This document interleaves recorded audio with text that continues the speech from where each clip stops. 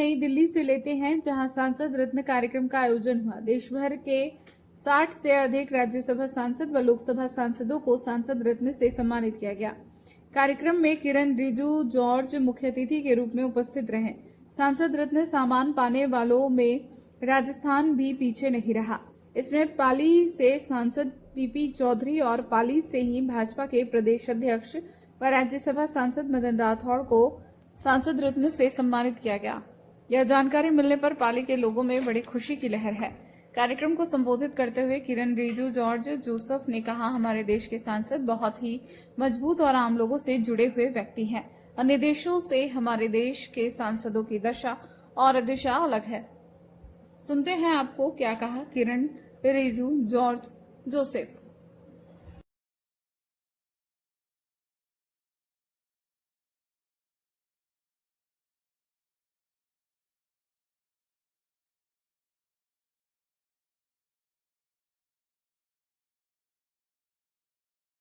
ये है कि मैं आपके सम्मान में ही, जब इन्होंने प्राइम पॉइंट ने जो प्रारंभ किया 2010 में, हमारे देश के पूर्व राष्ट्रपति श्रद्धेय एपीजे अब्दुल कलाम जी के सूचना पर इन्होंने प्राइम पॉइंट की स्थापना की थी और मुझे पहला बार बुलाया गया था चेन्नई में, तो मैं जाके वहाँ पे मैं आपके सम्मान ही संसद रत्न अवार्ड लिया हूँ। अब उसके 15 साल हो गए, बात को 16, लेकिन मैं तब से इनसे जुड़ा हूँ। बड़े अच्छे इनका यूनिट है, काम अच्छा करता है। असल में आप लोग जो है एक लोकतंत्र की रक्षा करने वाले एक सभागृह में बैठे हैं।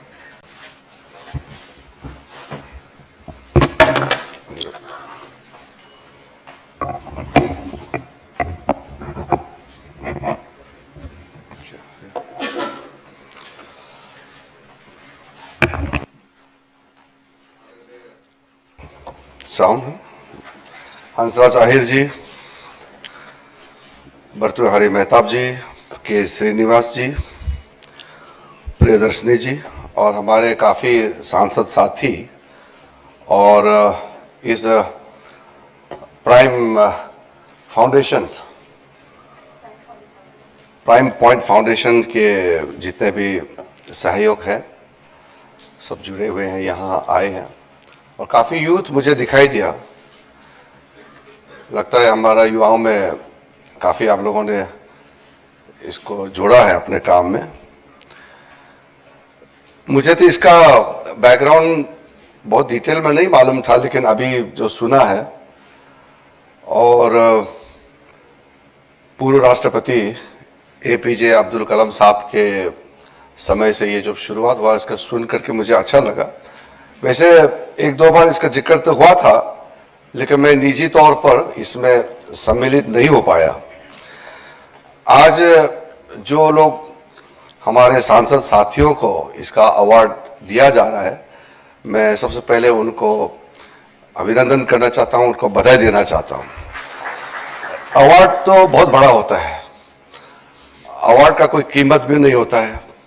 कोई भी काम जब करते हैं उसको सराहना होता है, रिकॉग्निशन होता है, उसके बारे में लोग अपने योगदान के हिसाब से मानते हैं, तब जाकर अवार्ड दिया जाता है। तो अवार्ड बहुत बड़ा होता है और काफ़ी सांसदों को चयन किया गया है इस बार अवार्ड।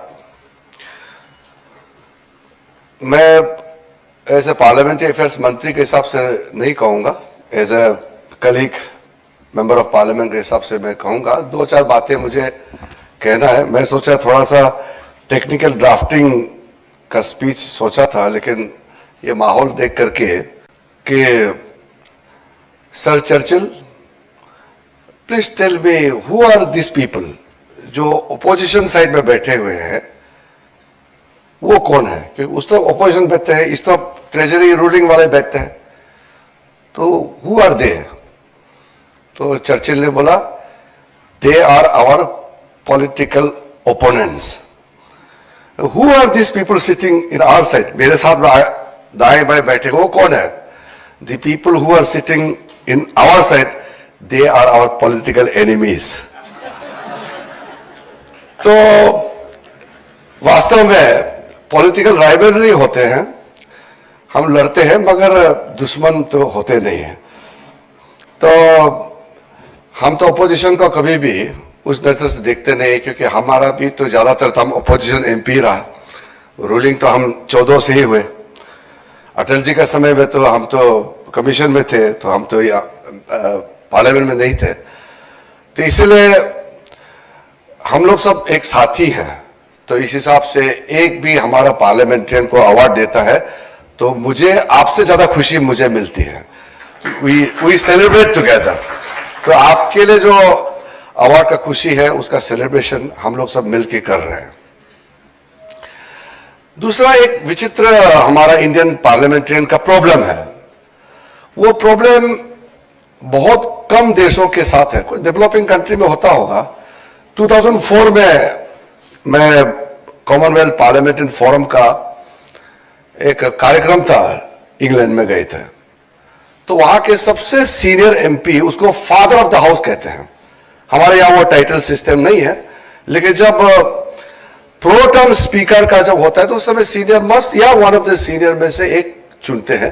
तो जैसे इस बार भर्तृहरि मेहताब जी को हम लोगों ने प्रो टर्म स्पीकर बनाया था ओथ दिलाने के लिए। इंग्लैंड में जो सबसे सीनियर एमपी होते हैं उसको फादर ऑफ द हाउस कहा जाता है, हाउस ऑफ कॉमन्स में। तो उस समय था सर पैट्रिक कॉर्मैक। तो सोमनाथ चटर्जी साहब ने हमको बोला कि आप जाके आइए। तो वहां हम गए, 2 दिन उसके साथ रहा एज एमपी। उसका क्या एक्सपीरियंस है, उनका क्या प्रॉब्लम है, इंडियन पार्लियामेंट्रियन का क्या प्रॉब्लम होता है, जमीन आसमान का अंतर है। तो कभी कभी मुझे अपने आप पे भी दया आता है और इंडियन एमपीज का, क्योंकि उनका प्रॉब्लम और हमारा प्रॉब्लम में तो कोई कंपेयर कर ही नहीं सकता है। वहां एक एमपी का 66,000 वोटर्स है, 66,000 एवरेज में एक एमपी चुनते हैं। हमारे एवरेज 20 लाख में एक एमपी बनते हैं। वो डेवलप कंट्री है, तो वहां एमपी का पास कोई सुबह पैसा मांगने के लिए नहीं आता है। पुलिस थाना में फंस गया, जेल से निकाल दो बोलने के लिए कोई आता नहीं। वहां नाला टूट गया है, उसको बना दो, कोई आता नहीं है। वहां कोई मेडिकल खर्चा के लिए सुबह से मांगने के लिए कोई आता नहीं है। वहां एमपी के पास कुछ भी पर्सनल प्रॉब्लम लेके कोई नहीं आता है। बस ज्यादा से ज्यादा इस इलाके में जो स्ट्रीट लाइटिंग सिस्टम है उसको थोड़ा ब्राइट करते हैं, या कोई टैक्सेशन लॉ में हमारे इस बिरादरी के लोगों को छूट देने के लिए कुछ लॉ में बदलाव किया जाए, ग्रीन पॉलिसी, इन्वायरमेंट, और जो जनरल चीज है वो इशू लेकर के एमपी के पास लोग जाते हैं। और वो भी घर में नहीं जाते हैं, कॉन्स्टिट्यूएंसी से आते हैं और हाउस ऑफ कॉमन्स में जाकर के छोटा सा एक चीट में, वो भी प्रिंटेड है, name of the visitor printed है, आपका नाम लिखना है। एमपी जिसको मिलना है उसका नाम लिखता है। फिर आप कहां से आया है बस इतना लिख करके वहां छोड़ना है, छोटा सा बॉक्स है। फिर वहां का जो पार्लियामेंट स्टाफ है वो चिट्ठी को लेकर के वो एमपी को पहुंचाएंगे कि आपके कॉन्स्टिट्यूएंसी से एक आदमी आया हुआ है आपको मिलने के लिए। तो पहले तो हाउस में जाते हैं, अगर वो एमपी हाउस में नहीं है तो वो एमपी जिस पार्लियामेंट्री कमेटी का मेंबर है उस कमेटी रूम में जाते हैं। वहां भी नहीं है तो कैंटीन में जाते हैं। तो एक राउंड घूमता है, अगर नहीं मिला फिर भी एमपी तो फिर एक राउंड और मारते हैं, फिर भी नहीं मिला तो वो चीज कॉन्स्टिट्यूंसी में जाता है कि शायद वहां होगा एमपी। वो फोन वोन करके डायरेक्ट कॉलिंग सिस्टम तो है ही नहीं वहां तो एसएमएस ही करते हैं, मैसेज करते हैं, डायरेक्ट फोन किसी को करता नहीं है। तो बहुत मुश्किल से वो एमपी अपना विजिटर से मिल पाता है, वो घर में नहीं, ऑफिस में। हमारा यहां तो कॉन्स्टिट्यूंसी जाएंगे तो हम बिस्तर से उठने से पहले कम से कम 500 लोग तो पहले से लाइन में है, बाहर में है। अनेक प्रोग्राम का समस्या है, तो हम तो समस्या से भागते नहीं है, हम लोग समस्या को झेलते हैं, इसलिए तो हम लोग बार बार चुन के आते हैं। लेकिन मैं जो बोल रहा हूं कि एमपी का कितना तकलीफ होता है भारत में, कितना समस्याओं का उसको समाधान करने का जिम्मेदारी होता है। तो वो सब प्रॉब्लम तो मैं तो सिर्फ आपको झलक बताया, अनअकाउंटेड प्रॉब्लम होता है, फिर बंदोबस्त भी तो करना पड़ता है ना। Sansad Ratna Award 2025 under the category of overall topper in total tally in Rajya Sabha.